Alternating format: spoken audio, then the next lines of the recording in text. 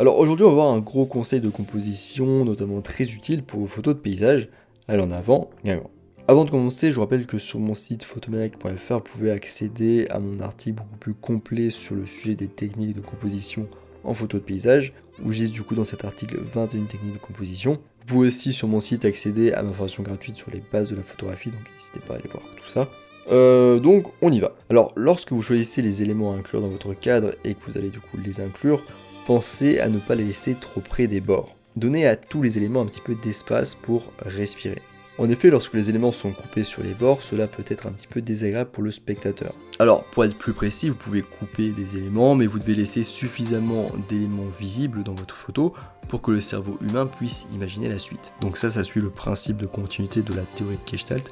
N'hésitez pas à aller voir du coup l'article, la vidéo, le podcast à ce sujet. Alors ce principe quand même, il fonctionne surtout pour les grands éléments ou les ensembles connus par l'être humain, comme par exemple un pont, une chaîne de montagne, une forêt, un ciel ou une plage. Ça fonctionne beaucoup moins bien ce principe de couper quand il s'agit d'un élément important de la photo ou d'un élément unique que le cerveau, l'être humain ne connaît pas, ou si c'est un élément assez petit, isolé et fini. Donc beaucoup moins grand ou large qu'un pont par exemple. Donc passons à un exemple. Donc ça va pas être forcément simple en podcast audio, je vous invite à aller voir plutôt l'article ou la vidéo qui se rapporte à ce podcast. Mais je vais essayer quand même de vous décrire cette photo. Donc cette photo, c'est une photo prise sur une plage en Islande. Donc c'est une photo qui est prise plutôt en fin de journée. On a au premier plan, donc on a un caillou avec un petit peu de mousse dessus. L'appareil photo est positionné à une hauteur plutôt basse, donc on est assez proche du caillou. L'appareil photo est quand même légèrement penché vers l'avant parce qu'on voit bien comme ça la surface, toute la plage. On a aussi des choses très intéressantes comme des lignes très régulières sur la plage, dû sans doute au va-et-vient des vagues. Donc là la mer s'est retirée et du coup en fait le sable est humide, mouillé et il forme aussi des petites vagues. En fait il fait des petites bosses comme ça régulières continues. Donc on a le petit caillou moussu en bas à gauche au premier plan. On a du coup la plage comme ça qui continue avec du coup ses sillons. On a la mer un petit peu qu'on voit un petit peu à l'arrière-plan. On a le ciel qui est bleu, orange, donc il n'est pas très illuminé.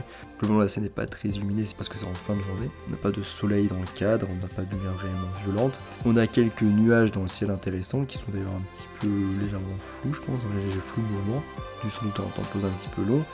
Et surtout, en haut à droite de la photo, on a un très gros caillou, un très gros ensemble de cailloux connu en Islande, qui s'appelle le Vitserkur. Donc je sais pas s'il prononce bien, mais c'est une espèce de gros caillou avec une forme très particulière. On dirait presque une sorte d'éléphant ou d'animal en fait. Donc cette photo, pour résumer, elle a tout pour plaire. Elle a des lignes directrices avec les sillons à l'avant comme je vous disais. Elle a un sujet fort, donc le gros caillou avec une forme très particulière. La photo est bien équilibrée parce qu'on a un petit caillou à l'avant, on a le gros caillou à l'arrière. On a aussi assez de luminosité et de contraste pour détacher un petit peu tout ça et capter l'attention. En effet, on a le gros caillou qui est un petit peu plus sombre par rapport à l'arrière-plan, le ciel plus lumineux derrière. On a un rythme régulier qui est brisé au premier plan, donc avec du coup les sillons de la plage qui est brisé du coup par le caillou. On a un élément intéressant au premier plan, donc le caillou, en plus qui est un petit peu une comparaison en contraste avec le fait que c'est un petit caillou comparé au gros rocher, au gros caillou à l'arrière-plan, donc ça aussi c'est intéressant, c'est un contraste plus d'idées. Et on a aussi un joli ciel de fin de journée avec des nuages dedans, un petit peu quelques nuages, donc ça aussi c'est très intéressant. Bref, la photo elle est superbe. Mais imaginez maintenant qu'on ait décidé de couper une partie du Vitserkur, donc du gros caillou, et qu'on décide aussi de couper du coup une partie du petit caillou moussu au premier plan.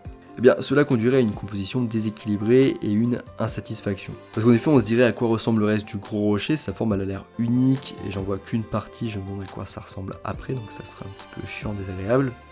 Et le petit caillou devant, il est un petit peu trop petit pour être coupé et trop isolé. Et en plus, il permet vraiment de nous introduire dans la photo. Et aussi, du coup, il fait écho au plus gros caillou, entre guillemets, derrière, donc au gros rocher. C'est ça qui est sympa. Donc le couper, c'est pas super pertinent non plus. Donc en fait, dans le cas où la composition est simplifiée, vous n'avez que quelques éléments, il vaut mieux ne pas les couper, surtout si c'est des éléments principaux. Donc pour en revenir à notre exemple, on a par exemple la plage, la mer et le ciel qui sont coupés. Mais c'est pas vraiment un problème ici parce que c'est des grands éléments continus et qui sont connus du cerveau. Et en plus, ils font plutôt partie du décor, donc c'est encore moins grave si on les coupe. Alors pour vous aider à bien garder vos éléments dans le cadre, il peut être utile de regarder la scène en mode live view, donc avec le viseur qui s'affiche en gros sur l'écran LCD. De cette façon, vous pouvez vraiment vous faire une idée de ce à quoi va ressembler la photo finale, y compris faire attention à toutes sortes de petits détails que vous n'aurez pas remarqué autrement. En tout cas, peut-être pas avec le viseur seulement. Donc voilà, on est à la fin de ce podcast sur une technique de composition aux photos de paysage. J'espère que ça vous a plu. N'hésitez pas à aller voir l'article du coup sur mon site photomaniac.fr qui parle de 21 techniques de composition au paysage. Sur mon site, vous pouvez aussi accéder à ma formation gratuite sur les bases de la photographie, donc n'hésitez pas à aller voir tout ça. Moi je vous laisse ici à vos compositions de paysages et je vous dis à bientôt sur les internets mondiaux.